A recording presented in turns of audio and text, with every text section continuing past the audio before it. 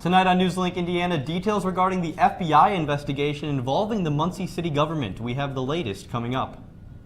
And a fight breaks out between drivers at a popular area racetrack. We'll show you where everything happened. And this morning, fall-like temperatures return to the forecast. I'll let you know how chilly tomorrow will be coming up. From Ball State Unified Media, this is NewsLink Indiana. Good evening and welcome to NewsLink Indiana. I'm Emerson Lehman. And I'm Esther Bauer. Thank you all for joining us tonight. Now, we begin tonight with a new development in the FBI investigation into the Muncie city government. The Star Press reports that the FBI has audio recordings of conversations between former Muncie Police Chief Steve Stewart and Mayor Dennis Tyler. The FBI would not comment on whether or not it has recordings, but such recordings could possibly confirm or deny what Stewart alleges in his lawsuit against Mayor Tyler and the city.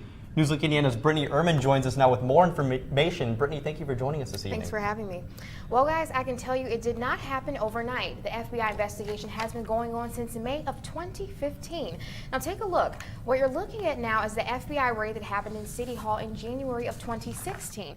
1 month later, Muncie Building Commissioner Craig Nichols was indicted with 33 federal counts of money laundering, wire fraud, and theft. A 34th count was later added. And just last week, ex-Muncie Police Chief Steve Stewart filed a lawsuit against Mayor Dennis Tyler and Democratic Party Chairman Phil Nichols, who is the father of Building Commissioner Craig Nichols. Now, that lawsuit alleges that Tyler and Nichols badgered Stewart to begin an investigation of Gretchen Cheeseman. Now, she's a former Muncie City employee who was fired for an unknown reason, but was cooperating with the FBI. Stewart's lawsuit says he refused to investigate her because it might have been seen as an obstruction of the FBI investigation. Now, if the FBI has these recordings of these conversations, it could determine the validity of Stewart's claims. Mayor Dennis Tyler says he has been advised not to comment at this time. Well, thank you very much, Brittany. The owner of Anderson Speedway, Rick Dawson, is still fielding questions after an altercation on the track this weekend. Drivers Jeff Swinford and Sean Cullen collided during a race Saturday night. In the video, you can see Swinford drive over the top of Cullen's car. Cullen then gets out of the car and confronts Swinford, hitting him several times before being tased by police. The two men were arrested. Swinford faces charges of criminal recklessness and Cullen faces charges of disorderly conduct. For more information, you can click on this story at ballstatedaily.com. And from the speedway to the roadways, Muncie Board of Works and Public Safety is cutting the speed limit on and around Ball State's campus. The decision came just days ago. NewsLink Indiana's Hannah Rose has the story. In April of 2016, Ball State officials began the process of decreasing speed limits from 30 miles per hour to 20 on the north side of campus due to concern for student safety. It was recently brought back up to the Muncie Board of Works to expand the number of streets involved within this process. On Wednesday, the City Council voted to officially make the changes. The speed limit reductions now stretches all the way from Bethel Avenue down to Gilbert Street and from University Avenue to Neely Avenue. Ball State freshman Ashton Heidenreich said the changes will affect campus almost immediately and in a few ways. Being a student and a driver myself, I think that not only will it increase the safety of the whole entire campus, but 10 miles an hour doesn't seem like a lot. But in case a student thinks it can beat out your car or potentially get in front quicker, you'll have a better reaction time. Ball State's Associate Vice President for Faculties Planning and Management, Jim Lowe, said the main reason for increasing these boundaries is to emphasize student safety and protect the campus. Lowe said, quote, "It's an obligation to have a safe environment. That includes pedestrians, visitors, faculty and staff, and foot traffic." Ball State will also install 4 portable speed signs throughout campus that will monitor driver speed. In Muncie, Hannah Rose, NewsLink Indiana. For more information on what areas will be affected by these changes, you can click on the story at ballstatedaily.com. Now, with all these cars taking the road, construction is moving forward on a new car wash in Muncie. A crew car wash has broken ground at the corner of Milton Street and McGalliard Road. This will be the second car wash location in that area, with the first being Clancy's, which has been in the community for over 50 years. Crew Car Wash will start selling their holiday wash books during the holidays. And Sally Grant, the Executive Vice President of Crew Car Wash, says with over 30 locations in Indiana, Muncie is the perfect place for their next one. You know what, we have been looking at Muncie for a long time. We are throughout all of central Indiana. We have got some really good locations in places like Anderson, Columbus, Terre Haute, Lafayette, and it just really made a lot of sense for us to go to Muncie, with Muncie being, part of the central Indiana community. Now, the new Crew Car Wash is set to open this January, and you can find out more about the car wash at crewcarwash.com.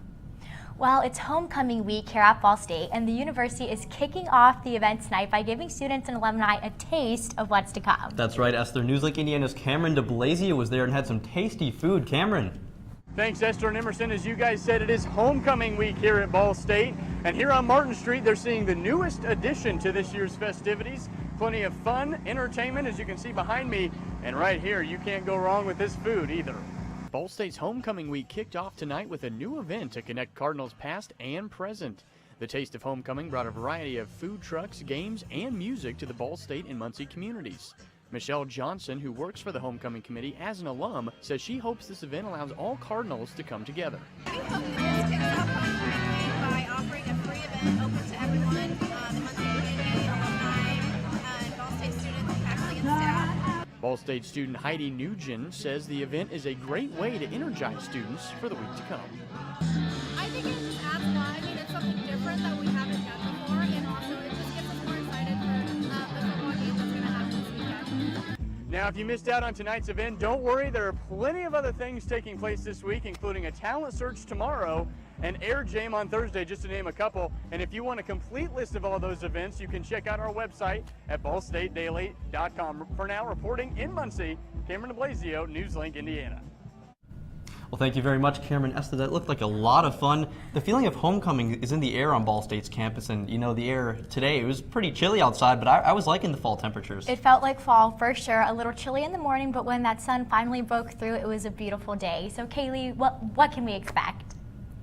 Well, Esther and Emerson, we can expect some cooler temperatures tonight, and we possibly could be waking up to even colder temperatures tomorrow morning. For right now, Muncie is sitting at 45 degrees, so pretty close to what we saw this morning. Indianapolis at 53, a little bit warmer due to that urban heat island effect, making the city a little bit warmer. Lafayette at 49, and Terre Haute sitting at 47 degrees right now. Now, for the next 6 hours, this is how it plays out. So we'll be pretty much at 48 degrees by 10, and we'll drop down to the mid-40s by 3 a.m. Now, the commuter forecast in the morning, grab the jacket, but it looks like we're going to be having some clear skies. I'll be discussing those cooler temperatures for tomorrow, as well as the football homecoming forecast, all coming up in my full weather forecast.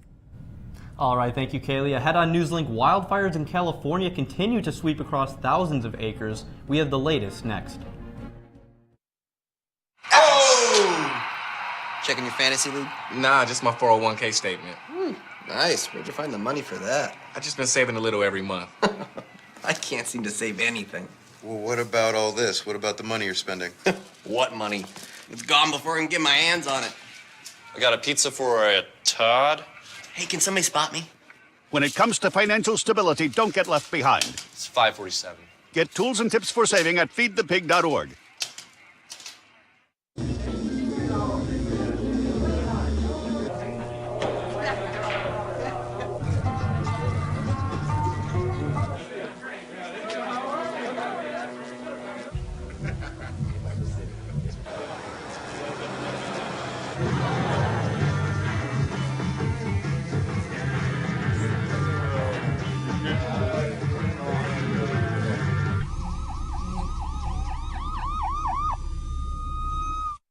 So I've come up with a family emergency plan. Great.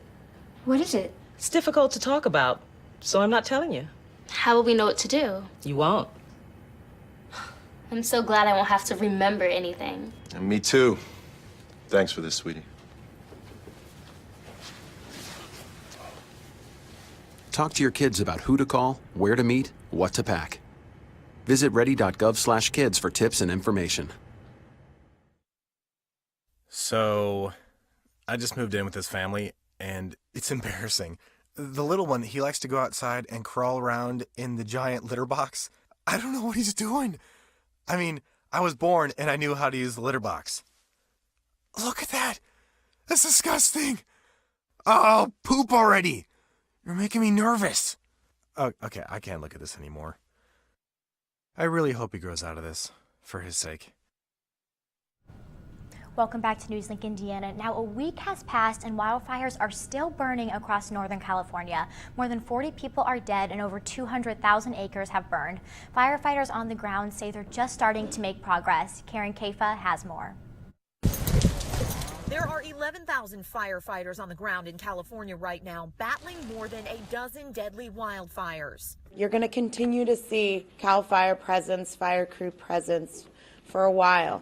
They're not going to depart today. They're not going to depart tomorrow. We've got a long road ahead of us. Fires that have burned more than 200,000 acres, destroying thousands of homes and businesses statewide. We still have extremely dry conditions out there, very low humidities. There still is the chance that we could have some small fires come out of the fire. Tens of thousands are still under mandatory evacuation orders. Meanwhile, officials in both California and Washington say they are making progress. You're seeing those containment levels coming up. Things feel good in our gut as firefighters. We have a lot of people helping government in California and made a lot of progress in the last couple of days. Also in Washington, the Senate is expected to vote this week on a nearly $36.5 billion emergency funding bill that would provide much needed money for the states hard hit recently by both hurricanes and wildfires. In Santa Rosa, California, I'm Karen Kafa. Back to the Midwest, a private Catholic college in northwestern Indiana is holding a liquidation sale. St. Joseph's College has had a series of sales since August, but now they include furniture, vehicles, kitchen items, band instruments, and sports equipment. According to a post on the school's Facebook page, the liquidation sales will raise funds for operating expenses as officials make plans to reopen in 2 years. Earlier this year, St. Joe suspended operations after the school faced a $27 million debt and faced losing its accreditation. Now, a local club is getting a jump start on holiday festivities this year. The Twisted Wrenches Car Club partnered with Jiffy Lube for their 4th annual Cruise In and Car Show this weekend. The proceeds from the event will benefit the Toys for Tots right here in Delaware County, and the group took donations of toys and canned goods throughout this event. One of the original founders of the club, Mindy Gregory, says that the Muncie Fire Department took interest in the cause after finding out that other donations to Toys for Tots were not staying where they were supposed to. We learned that anytime that there's other donations for Toys for Tots, all that goes to Indy and it don't come back to Delaware County at all. So what we do with the fire department, it stays here in Muncie in Delaware County to go to our kids. Now, this is just one of multiple car shows the club puts on each month. And for more information on the next show, be sure to check the Muncie calendar at munciecalendar.com. Well, it's great seeing all those people out for the weather, but it looks like we're going to have some jackets. That's right. Very cool weather. Homecoming is in the air still, though. I'm loving the fall temperatures. Kaylee? Yeah, we've got definitely some cooler temperatures tonight. Lows in the lower 40s and some outlying areas could be in the upper 30s. I'll break all of that down right after the break. Can you help me with this? My new dad teaches me all kinds of stuff. Sure. He helps me with homework. That would be 3.6795. Thanks. Yep. He helps me with my decision making. I wouldn't use this one. Ever. And he's even teaching me how to drive. And that's why cars have bumpers. I'm learning so much. You don't have to be perfect to be a perfect parent. Thousands of kids in foster care will take you just as you are.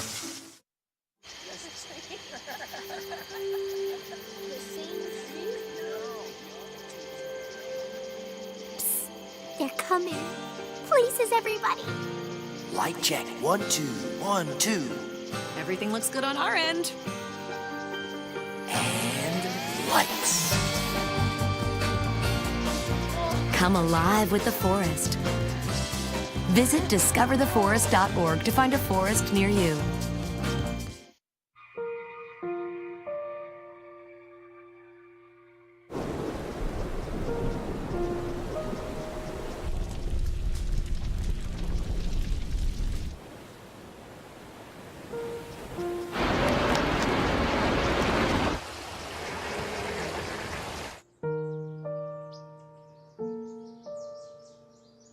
Don't wait. Communicate. Make your emergency plan today.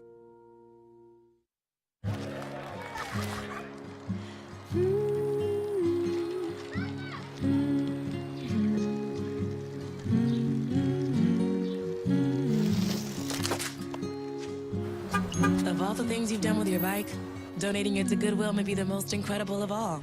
Your donations help fund job placement and training for people in your community, which means your stuff can be more powerful than you think. Goodwill. Donate stuff, create jobs. Welcome back to NewsLink Indiana. And Esther, you mentioned, having to get the jackets out, the sweatshirts, the jean weather. I'm really hoping it stays around for this weekend beyond. Yes, definitely. Kaylee, tell us what's to come. Well, definitely cooler temperatures for the next few days, but we're going to ease up into those warmer temperatures towards the end of the week, which I think you'll like for the Ball State football game. Currently, though, Muncie's sitting at around 45 degrees right now, calm winds, but it probably feels just maybe a few degrees cooler than that. So if you're heading out anywhere right now, definitely want to grab the jacket with you. Across the rest of the state, this is what temperatures look like. 53 again in Indianapolis, again because of that urban heat island effect, making it a little bit warmer. 47 in Kokomo. If you're heading out in Bloomington, around 45 degrees right now. Now radar, nothing really happening right now. We're pretty clear. We saw a few clouds throughout the day. Those have all moved out for now, but we'll stay clear for the rest of the night as well. 47 by 11 p.m., 44 by 1, and around 42 degrees by 3. We could be waking up to temperatures in the lower 40s to the upper 30s as well. This is due to the fact that we don't have that many clouds around, and the temperatures really rise a lot faster, so we get a lot cooler at night. By 8 a.m. for the kids in the morning, we'll be at around 44 degrees, so you're definitely going to want to make sure they grab the jacket out the door with mostly clear skies. Tomorrow's high is around 64 degrees with mostly sunny skies. Southwest winds, though, keeping it a little bit warmer in the forecast compared to today. So let's break down the temperatures. By around 2 a.m., we're at the lower 40s, and we'll continue that trend for the next few hours, stopping here at around 8 a.m. By the time maybe you're heading out to class or heading out to school or work, definitely want to grab that jacket. It's going to be pretty chilly. We'll warm right back up though around 3 p.m. We'll be in the lower 60s just like today, so another great day. You may want to shed the light jacket off in the middle of the day. If you have any dinner plans, we'll be back down in the middle 50s, so be aware of that. And as we move on to Ball State football, this is what we can expect. Kickoff is at 3 p.m. on Saturday versus Central Michigan. Temperature will be around 73 degrees with partly cloudy skies, so a great day to get outside and support our football team. Now on Sunday, if you're wanting to go on the hayride at all, it'll be partly cloudy skies and you'll be good pretty much throughout the majority of the day. We will start to have a front move through Sunday night. That's why you have this evening rain chance here and that 30% probability of rain, but a high of 70 degrees, so it'll be very nice outside. So definitely a great day to get outside. Now your 7-day forecast plays out like this. Tuesday, high of 64 degrees with mostly sunny skies. We have a high pressure system building through our area the rest of this week, so we stay mainly dry throughout Friday. Wednesday is a high of 66 degrees, and we'll start to warm up throughout that. 70 on Thursday, 72 on Friday. Again, a beautiful day for Ball State football on Saturday, 73 degrees. That front moves through, bringing rain chances for Sunday and Monday, and Monday looks like we're going to have more rain than sun, and temperatures will be cooling back down though. All right, Kaylee, well, I'm going to make sure to have my jacket at all times, but I'm excited to see that we'll start cool, but then be able to work our way back up to some warm. Yes. So thank you so much for that. A wonderful week planned for homecoming. And Definitely. Josh, with homecoming in the air, football season in full swing, a lot of people forget basketball season is right around the corner. Right, and tonight we're going to preview Muncie girls varsity basketball team, and we're going to get a look at the swim and dive team. Ball State gearing up for their season. This and more when we come back.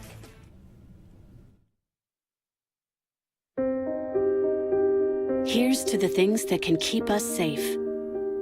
Those we use all the time with hardly a thought.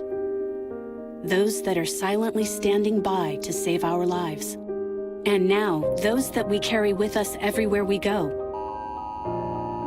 Many mobile devices will now bring you wireless emergency alerts, real-time information directly from local sources you know and trust. With the unique sound and vibration, you'll be in the know wherever you are.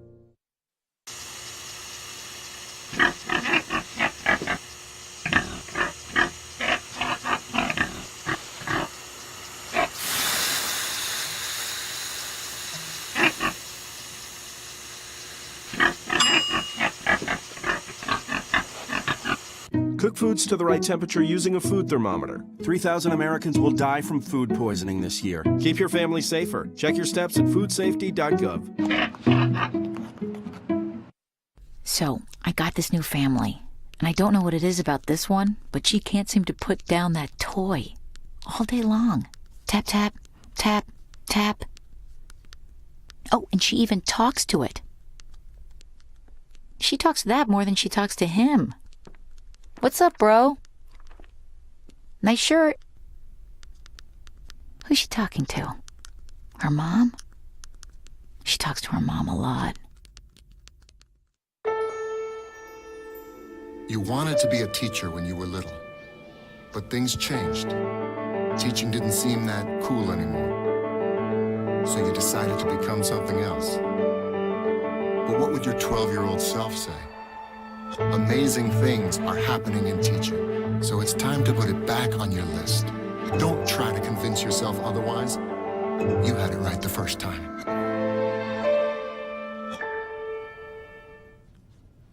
And welcome back to NewsLink Indiana. I'm Josh Shelton with sports. The Ball State men's swimming and diving team was busy this weekend, competing against each other in the first of 2 inter-squad scrimmages. NewsLink Indiana's Noah Bullard caught up with team captain Bannister Leinart, who set some expectations for the team. The Ball State men's swim and dive team had their first competition of the season this weekend.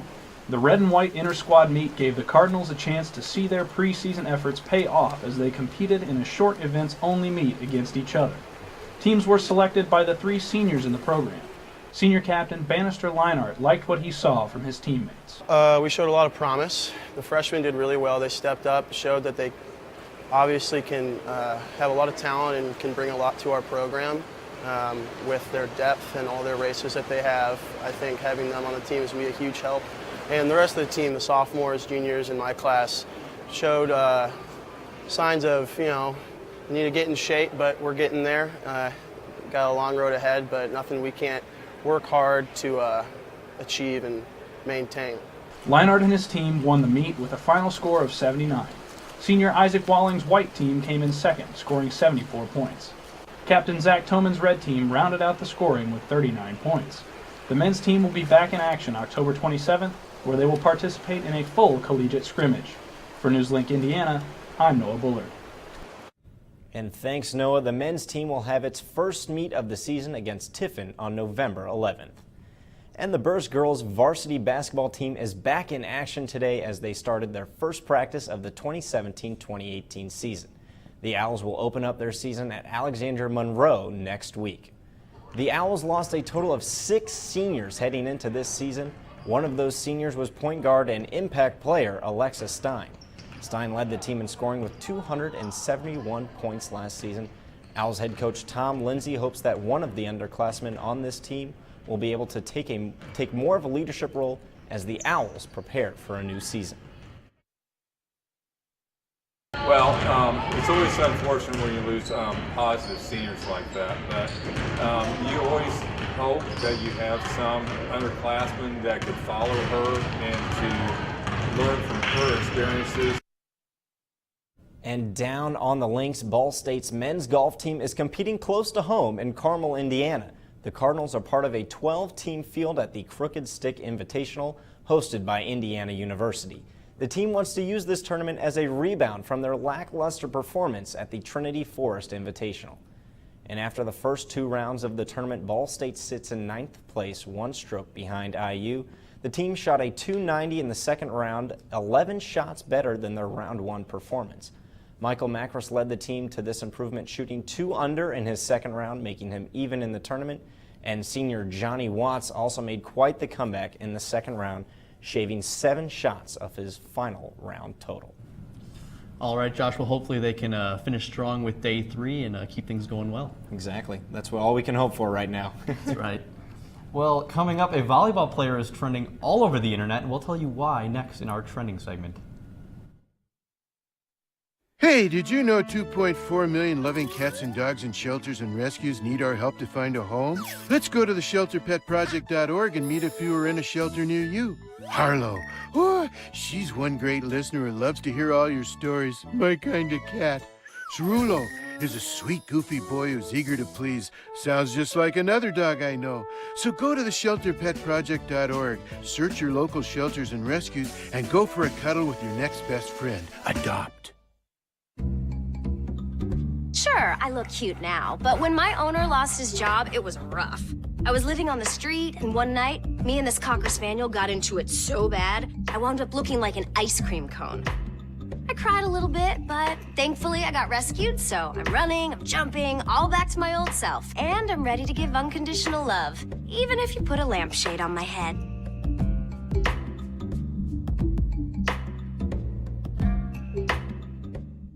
There's one thing you can never have sex without. It's not something you buy. Or something you take. In fact, there's only one way to get it. It has to be given to you, freely.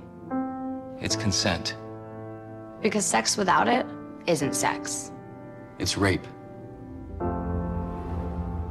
Consent. If you don't get it, you don't get it. It's on us to stop sexual assault. Learn how and take the pledge at itsonus.org.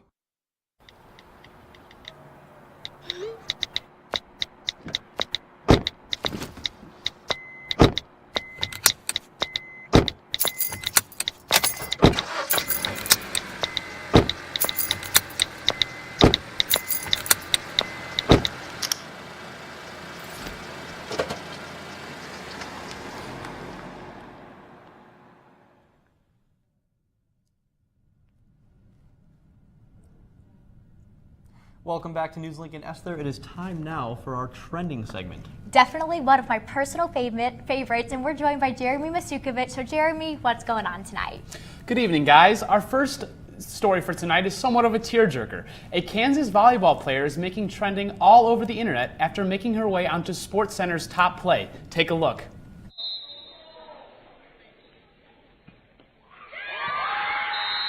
High school's volleyball team. Amanda has Down syndrome. She played the last game Tuesday night, which just so happened to be the school's senior night.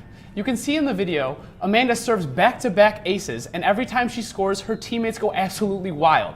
What's really cool is that ESPN anchor Neil Everett says they don't get to watch the highlights before the show. He says his eyes were absolutely watering while he was reading the story. Well, these are the stories that just keep you coming back for more. Absolutely. Such positive things. Absolutely. Awesome, Jeremy. Definitely a feel-good story. That's really cool to see. Yes. It's so good to see her not only get a chance to play, but to compete at such a high level and play up to the level that her teammates wanted her to play at. Exactly, Jeremy. Okay, what's next? Fundraising efforts for the devastation in Puerto Rico have been ongoing for weeks. The most recent of aid came from a 22-year-old college student who has raised over $82,000 in relief for Hurricane Maria. Rosana Guernica is a junior at Carnegie Mellon University. She began asking for donations on youcaring.com with hopes to make a difference for the victims of the storm. Within 24 hours of posting on the crowdfunding site, Guernica had already raised $7,000. Her efforts inspired other students to join her in making 2 trips to Puerto Rico, delivering thousands of pounds of supplies. Guernica's post has been shared nearly 2,000 times on Facebook, attracting the attention of over 800 donors along the way. Jeremy, I really love this story. It really shows that, just anybody can really step up and make a huge difference and a huge impact. That's awesome. College student or not, you have the opportunity to do so much if you just put your mind to it and go. Absolutely. Awesome, Jeremy. Thanks so much. Now, Kaylee, one final look at the weather. Well, I love that hurricane relief story. It's great for all of them.